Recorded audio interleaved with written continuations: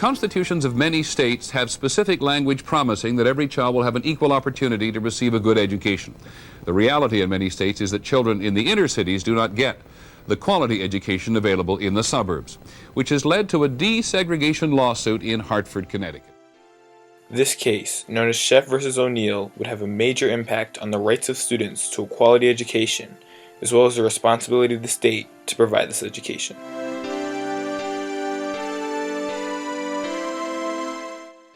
On May 17, 1954, the United States Supreme Court ruled in Brown v. Board of Education that separate educational facilities are inherently unequal and thus unconstitutional.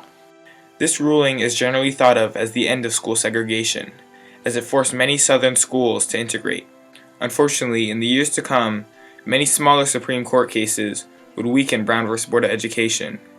One of the most important cases was Milliken v. Bradley out of the Detroit School District. Milliken was a major roadblock for Brown because the Supreme Court ruled that cities could not include their suburbs in their desegregation plans. This left Hartford as a segregated school district where only 10% of its students were white, while the suburbs remained predominantly white. John Britton was a UConn law professor who had been looking to fight the segregation brought on by district lines for a while. He finally saw his chance in 1988. The trigger that really led us to bring the suit was a report issued by the then Commissioner of Education in the state of Connecticut named Gerald Tarazi. And this Tarazi report came out around December of 1988, and it found that Connecticut maintained two school systems, one poor and urban and segregated and performing below the state's educational standards, and the other was suburban and predominantly white and much more economically affluent and performing or exceeding the state standards.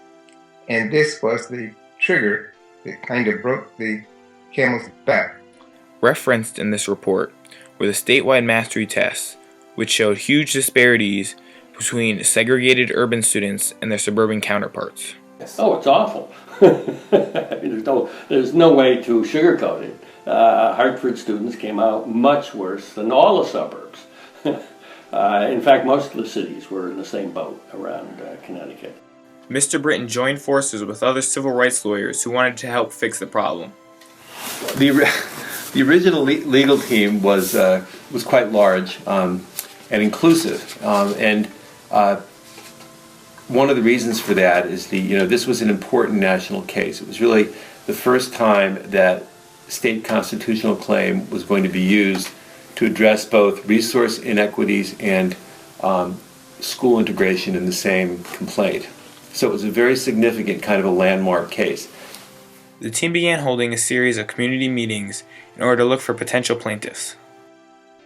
It was at one of these late-night community meetings that the lawyers found their lead plaintiff, a young woman named Elizabeth Horton Sheff and her third-grade son Milo. In 1989, the lawyers finally filed their complaint against Governor William A. O'Neal and other educational officials from around the state. The legal basis was under the Connecticut Constitution that the right to an adequate education, coupled with the provision of equal educational opportunity under the different provisions of the Connecticut Constitution, formed the basis for our legal theory. 3.5 years after the original claim was filed, finally, in the winter of 1992, the case Sheff v. O'Neal appeared before Judge Harry Hammer in a West Hartford courtroom. Both sides brought forward many witnesses to testify on the effects of an integrated education. The main points of a dispute in the first trial was largely the ultimate question of whether the state was responsible for the segregation. We don't think the Constitution has been breached in any way by the state because the state hasn't contributed to or caused the problems that are at the basis of the lawsuit. In 1995, after many delays, the plaintiffs were disappointed when Judge Harry Hammer ruled with the defendants.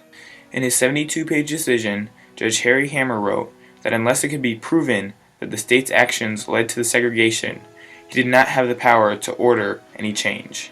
I was angry about it. I thought it was wrong. I thought what he did was absolutely wrong. And I thought we presented an outstanding case. And I was very, very disappointed at what occurred. There was immediate outlash over the decision, with many students marching downtown to protest it. The lawyers saw this as a sign to continue, and they soon filed an appeal with the Connecticut Supreme Court. The first thing we said was that the court had to decide the issue, unlike the trial judge who said, I'm not deciding the issue, it's not appropriate for me to decide.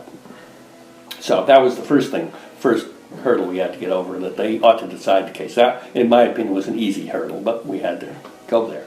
And then we had to show that as a factual matter, it was clear that an equal educational opportunity required an integrated education. Later that year, Mr. Horton would argue these points in front of the Connecticut Supreme Court. And here we are, the state saying you people shouldn't even adjudicate a case in the one area where there's an affirmative constitutional responsibility. The only area in the Constitution where there's an affirmative responsibility of the state. In 1996, 7 years after the original claim was filed, the Connecticut Supreme Court ruled in favor of the plaintiffs in a 4-3 decision. Chief Justice Ellen Peters cited the district lines which were used for school placement as a key factor in the decision. As a result of this decision, the state was required to implement a variety of school integration options in order to increase the number of students attending an integrated school. Some of the more popular methods include open choice, which allows urban students to attend suburban schools instead of their neighborhood schools, or magnet schools, which accept kids from around the area. Although these options have faced issues along the way, they have helped to close the achievement gap for Hartford students. Approximately 40% of Hartford students attend an integrated school. These students achieve noticeably better than their peers who attend segregated schools. It's thanks to Sheff versus O'Neill that these students were able to receive this opportunity. The settlement with the state of Connecticut and with the plaintiffs in the Sheff versus O'Neill case, though not as perfect as some may want, nevertheless has advanced the needle towards integration and diversity more than any other policy in the state. If you step outside of Connecticut, then you will see that what we're doing here is held as a model around the nation. Magnet Schools of America is having this conference here to showcase what we're doing here. The Sheff case gave students in Hartford the right to an equal educational opportunity under the Connecticut Constitution, and it placed that burden squarely on the state of Connecticut. This case has a lot of positive impact on the rights of students throughout the state, not just minority students, but also non-minority students. There's nothing worse for non-minority students to be going to a town where all the students they're with all the time are non-minority themselves. That's not life. So this is a two-way street. Obviously, for the students in Hartford, this has been a big improvement. So it created a responsibility for the state to do something about the segregation, and it created responsibilities for local communities in their schools to either open up their communities, have magnet schools, or accept students through an interdistrict transfer program called Open Choice. After Brown hit various roadblocks, Sheff versus O'Neill ensured Connecticut students received their right to a quality integrated education, placing the responsibility to ensure this education on the state. Hey, we shall overcome. We shall overcome. We shall overcome.